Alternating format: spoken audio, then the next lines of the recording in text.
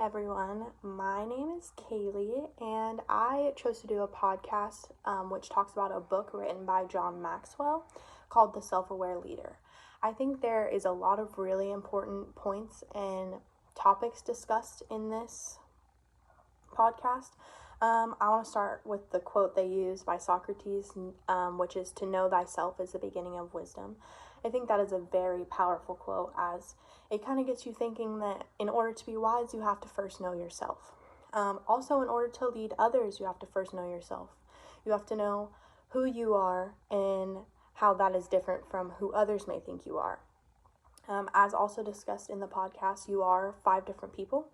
You are who you are who you think you are who your family thinks you are who your friends think you are, and you are who your acquaintances think you are. I think it's important to understand that at work you're a different person than who you are at home, and it's important for each person to realize and understand that they are different people, whether you think you are or not. I think it is also important to understand that your feelings and your emotions and your attitude really reflects strongly on the people around you. If you're having a bad day, those negative emotions and feelings are going to reflect on the ones around you. Same goes for everyone else. If your boss is having a bad day, those feelings and emotions are going to reflect onto his or her employees. And in order to be a really strong and powerful leader, you have to have consistency in your attitude and your emotions and your feelings and everything that goes along with it.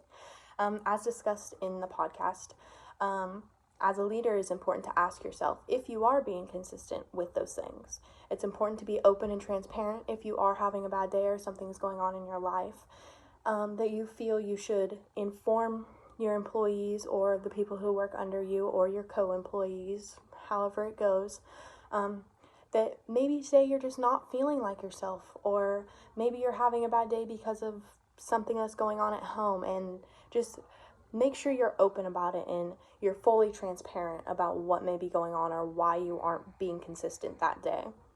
You also have to have the willingness to address your weaknesses or have someone who is willing to address your weaknesses for you. In the podcast, John Maxwell talks about having someone who writes down his weaknesses so he can work on them. I think it is important for you as a person and yourself in the concept of self-awareness to know your weaknesses and to understand, and even you can point out your weaknesses, but also have someone else point out your weaknesses, because again, we cannot see ourselves in the same light that someone else can. It is also important to know that becoming self-aware is not going to happen overnight. It's a lot of work. Actually, only 10 to 15% of people are self-aware. That is very low compared to the mass amount of people in the world. I know for myself that I'm not always self-aware. I mean, in some instances, yes, but not in all. Another really important thing mentioned in this podcast is that you have to have the willingness to change. If you notice that something is not working within your life or within work or with whatever it is, you have to have that willingness to open your eyes and realize that, hey, this isn't working. I need to do something different. I need to change. And change is okay. A lot of people are scared of change.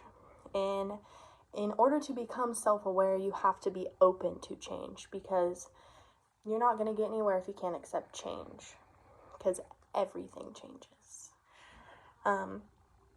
There's a lot of great things that are talked about in this podcast, and I think this podcast is really great to listen to and to think about how you yourself can become self-aware, and how you may have someone in your life whose opinion matters more than your opinion of yourself, and maybe you should go talk to them and say, hey, what are my weaknesses? What are my strengths? What could I do differently?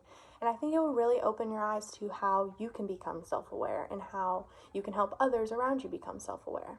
But that is all I have for you guys today, and thank you for listening.